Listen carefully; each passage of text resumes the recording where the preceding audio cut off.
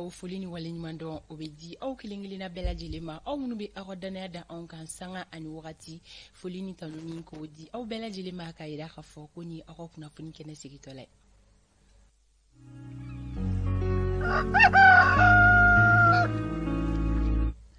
bi ye tɛnɛ ye utukalo tile 8 san 2022 aw nisɔndiyalen bɛ an kanubaga jamakulu bɛɛ lajɛlen bisimila aw mana kɛ yɔrɔ yɔrɔ ni wagati kofɔlen na bi ye tɛnɛ ye dɔgɔkun daminɛ ye bi ye o la an ka foli bɛ an kanubaga bɛɛ lajɛlen ye mali kɔnɔ ani mali kɔ kan aw fɛn fɛn bɛ k'aw bɛ sɔgɔ renouveau télé la walasa ka se ka kibaruya ɲumanw sɔrɔ an bɛ aw bɛɛ fo ka aw bɛɛ lajɛlen wale ɲuman dɔn aw minnu bɛ ka an lajɛ sɔgɔnɔnaw la ni wagati kofɔlen in na foli ni wale ɲuman dɔn o bɛ di aw ma sabula ka da ka bi kɔni tɛ baara bi shomelen o b'a yira k'a fɔ maa caman olu bɛ sokɔnɔna la ni sanga in kɔnɔ u bɛ k'an lajɛ aw minnu fana bɛ yen nɔ k'aw sera aw ka baarakɛyɔrɔw la ka pan an bɛ foli di aw bɛɛ lajɛlen ma lamɛnbaga jamakulu an ka foli bɛ aw ye radio renouveau lamɛnbagaw aw ni sɔgɔma radio ɲɛlɛnni ka bɔ segu ko segu k'aw ka foli bɛ yan nɔ radio bɛnkan ka bɔ kɛrɛwani radio tiɲɛdugu ka bɔ jura radio futa ka bɔ yanfoyila radio bɛsago ka bɔ kucala radio kanaga ka bɔ joro radio kumakan ka bɔ bila radio jigiya ka bɔ san radio naro samaya ka bɔ ɲɛwuluni radio dame ka bɔ boron radio faso kanu ka bɔ welesebugu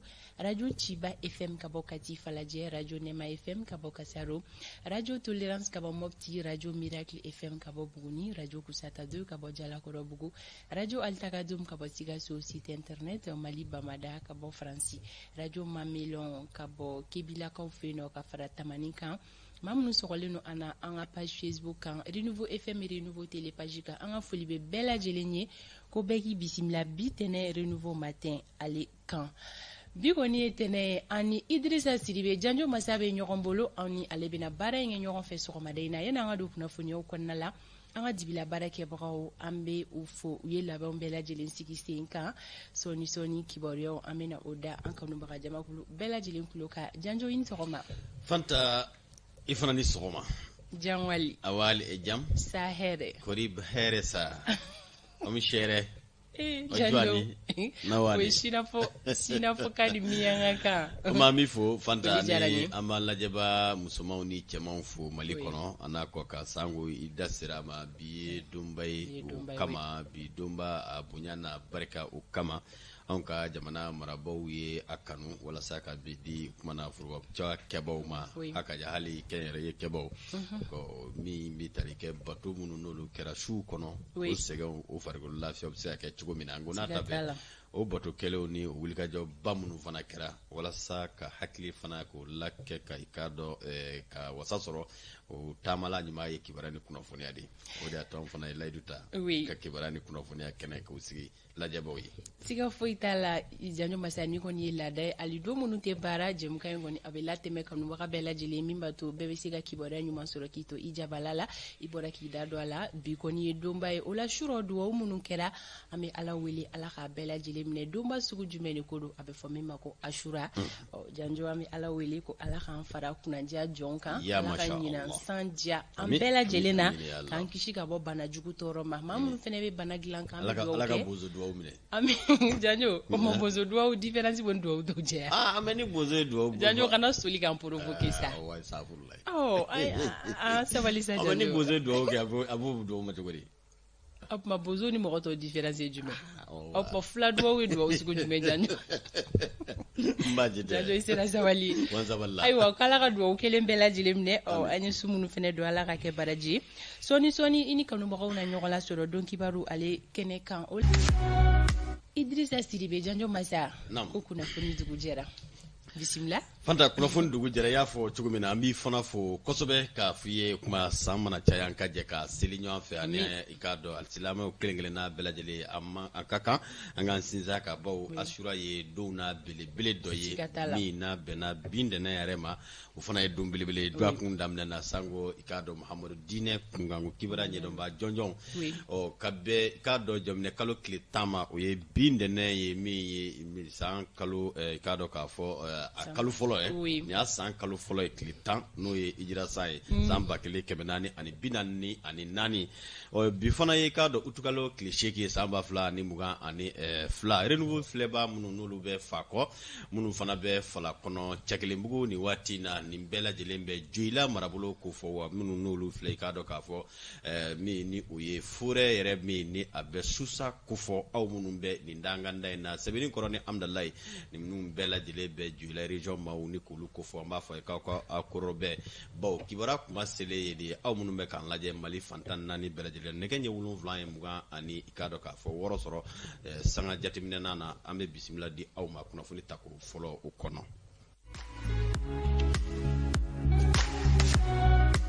Jamana marabaw ye dabali ni fɛrɛ ni ka conseil des ministres extraordinaire dɔ ni k'o sigi k'a dɔn kunu kari walasa ka hakilina miiri kɛ jamana da dumuni fɛnw sɔngɔ ko la an da bɛ don o la o kɔfɛ min ni o bɛ Nations Unies ni Union africaine fana kofɔ olu y'u ka wasa yira kosɛbɛ jamana ani maa minnu n'olu tun ye jamanaden murutilen kɔrɔw ye a fɔ ma ko sema hakilina minnu taara u fɛ ni bɛnkan laban minnu n'olu bɛ senna o fana ye u ka wasa yira o ko la kucala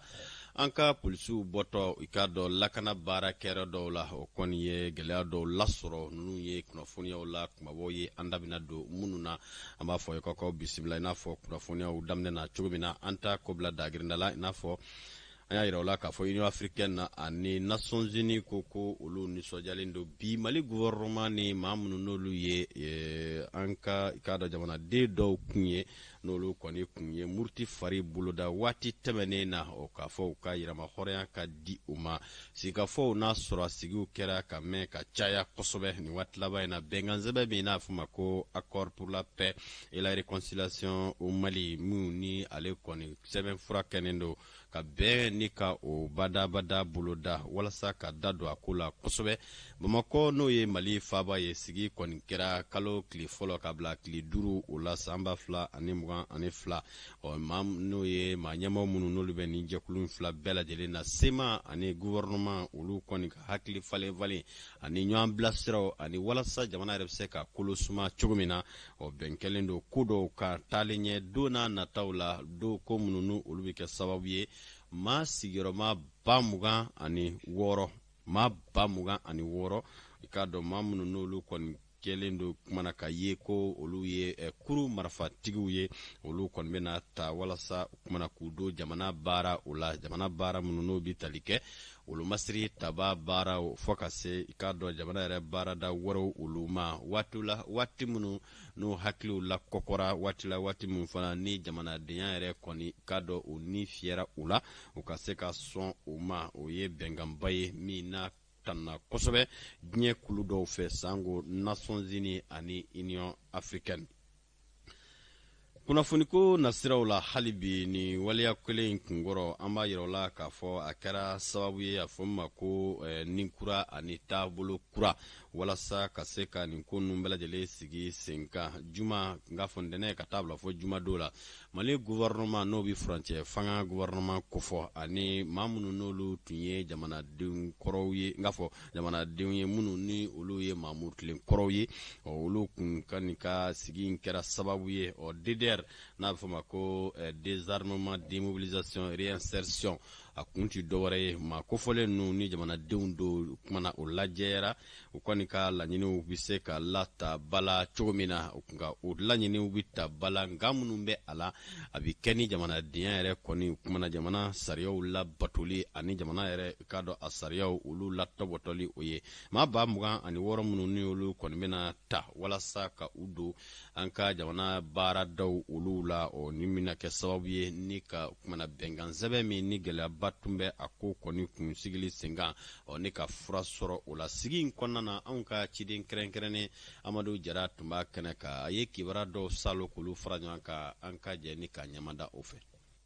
Awɔ kunu jumadon baara kuncɛla n'a bɛ wele réunion de niveau décisionnel min yɛrɛ bɛ tali kɛ sɛbɛnfura kan n'a bɛ wele accord de paix de 2015 lajɛ yɛrɛ kɛla sababu ye ka se ka maa caman fara ɲɔgɔn kan cɛmancɛ fanga maaw ani n'o bɛ wele groupes armés signataires de l'accord de paix de 2015 ani jamana wɛrɛ maaw minnu yɛrɛ kɛmɛ ka nin sɛbɛnfura in garanti. Jateminɛ y'a yira k'a fɔ ko baara caman kɛla kɛnɛkɛnɛ min yɛrɛ bɛ tali kɛ walela n'a bɛ wele désarmement, démobilisation, réinsertion DDR. Cɛmancɛ fanga maaw olu y'a laɲini k'a fɔ ko maa 13 ex-combattant na olu bɛna kodɔn k'o kɛ finitigilamɔgɔ ye yanni san laban cɛ. Maa 13 tɔw olu ta bɛ kɛ san 2 kɔnɔ n'a bɛɛ farala ɲɔgɔn kan a bɛ bɛn ba 26 ma. A gɛlɛman tɔ bɛ to yalima a pɔsiko bɛ kɛ cogo di finitigi kunda. O de hukumu kɔnɔna na jɛkulu bɛna sigi min bɛna miirina ani farankan kɛ o koɲɛ kan. Maaw n'u ye ex-rebelles ye olu kɛmɛ k'a laɲini ka don finitigilamɔgɔ ka kulu la n'a bɛ wele armée nationale reconstituée n'u ka galon ye. Kɛrɛnkɛrɛnnenya la o y'a yira k'a fɔ ko ni ex-combattant kelen ni a bɛ yɔrɔ la n'a ka garadi yɛlɛlen bɛ kosɛbɛ. Mouvement maaw o y'a yira k'a fɔ ko de kan ka kɛ chefu ye. O la jɛkulu sigila n'a bɛ wele ko commission ad hoc walasa cogo min na ka se ka kuma o waleya in kan. Gouvernement de transition ale y'a yira k'a fɔ a cɛsirilen bɛ walasa cogo min na ka se ka walew bila sen kan kɛrɛnkɛrɛnnenya min bɛ tali kɛ réforme politiques ani institutionnels kan. hali bi lakana ko kungango kibaruya la walasa Bamakɔ Mali faaba bɛ se ka dɔ lakana ni wasa ko lasɔrɔ cogo min na ɲɛmaayasoba min b'an ka jamana polisiso kunna n'o ye direction générale ye ka tɛmɛ ni u ka maa ɲɛmaa ye inspecteur général Suleiman Tarawele u kɛlen don ka hakilila min sigi sen kan n'o k'a ma ko coup de pied ni ka o kumana se kɔni wuli i ka dɔ fɔcogo wɛrɛ la min ye minɛminɛso kɔnɔna o kumana o hakilina kɔnɔ wulikajɔw baaraw olu bɛ senna o de y'a to Bamakɔ Mali faaba walasa u ka baara ninnu sigi sen kan o kumana min bɛ tali kɛ polisiw kɔnɔna u ye wulikajɔ dɔ kɛ nin waati laban in na ni ka u kunsin sigida la min n'a fɔ ma ko Sabalibugu kurani o kɛra sababu ye u ka u tɛgɛ da siganama maa 19 na ani ka dɔ siganama maa 19 in kɔnɔna na muso 2 o bɛ a la fɔ ka se ka dɔ moto 6 o bonyango la ani maramafɛn dɔw nin kɔni laɲini kun ti dɔwɛrɛ ye maa minnu n'olu ye vagabond ni bandiw ni fɔcogo wɛrɛ la bingani wale kɛbaa minnu n'olu kɔni bɛ sɔɔri mɔgɔw ni ɲɔgɔn cɛ o kumana dan bɛ se ka kari olu la cogo min na. Kunnafoniko nasiraw la a bɛ taa maa 29 na tɛgɛ dara olu kan i ka dɔ wulikajɔ senfɛ min ni bɛ ka kɛ sababu ye ka yele kɔni mɛnɛ walela wali min ni a kibara kɔni sɛbɛ kɔrɔ fɔra kosɛbɛ min kɔni kɛra ka ɲɛsi Jugu Sidibe ma min bɛ Kayi marabolo ne ka o kofɔ an b'a yira la k'a fɔ maa 29 minnu ni olu filɛ an bɛ doni minɛ ko bi kiri tigilamaw kɔni kɛlen don ne ka nun bɛɛ lajɛlen minɛ ka u do bɛrɛ la a laɲini kun ti dɔwɛrɛ ye ka ɲinini kɛ ani ka faamuya lasɔrɔ wale min n'a kɛra kɛbaw ye jɔnni ye mun kɛra a sabu ye o kuma sariya ye mun fɛ a ko la sango kumana kuma min ni jamana bɛ ka wulikajɔw kɔni kɛ walasa sigi bɛ se ka ɲɛ jamanadenw ni ɲɔgɔn cɛ cogo min na baw kumana Kayi mara kɔnɔ ni wale kɔni bɛ ka kɛ dekun ye bi o ye jɔnyako wale ni jɔnyako kibara min ni u ko bi senna walasa a ko kumana jamana bɛ se ka a jɔyɔrɔ yira a la ani ka jamana den bɛɛ lajɛlen bila a ka hakɛ kɔnɔ o kɔni ye ka dɔn maa 29 olu bɛɛ lajɛlen bɛ bolola an bɛ waati min na i ko sisan. Kunnafoniko nasiraw la an b'a yira la k'a fɔ lakanabaliya bɛɛ senna hali bi hali n'a sɔrɔ wulikajɔ baaraw olu bi senna kuma ni sanga bɛɛ lajɛlen la jatigɛ wale kɛbaw ko u kɛlen don ka fɛɛrɛ kura dɔw ni ka olu kɔni sigi senga kuma min ni u b'a dɔn k'a fɔ u kɔnɔna dabaliw n'u kɔnɔna fɛɛrɛw bɛɛ lajɛlen banna ko min bɛ Bankas marabolo kofɔ o kɔni kɛra sababu ye u ka fɛɛrɛ jugu dɔ sigi sen kan o fɛɛrɛ ti dɔwɛrɛ ye u yɛrɛ la bolola su dɔw ni ka mugu pɛrɛnta o kumana ka o kɔni kɛ o la o kumana o kɛra sababu ye o mugu pɛrɛnta min na kɔni mɔndɔra ni su dɔ ye o baara in kɛra sababu ye o kumana ka jamanaden dɔw ni ka olu ni to a la wale in yɛrɛ kɛra dugu min n'u k'a ma ko Ugan ale bɛ Bankas marabolo kɔnɔna na o kuma fo ma ko shu kɔni o n'o ye jatigɛ wale kɛbaw ye ni kumana kuma min ni dɛsɛ bɛ u bɛ o minɛ kunna an bɛ waati min na ko sisan o kɔni kɛlen ka fɛɛrɛ kura minnu sigi sen kan o ye u yɛrɛ bolola siw ye o kumana ka fɛɛrɛ bɛɛ tigɛ walasa ka mugu pɛrɛnta dɔw don olu la o bɛ se ka kɛ sababu ye mɔgɔw ma giri u ka walima k'a fɔ u na ta ni ka kumana u kɔni sutura cogo min na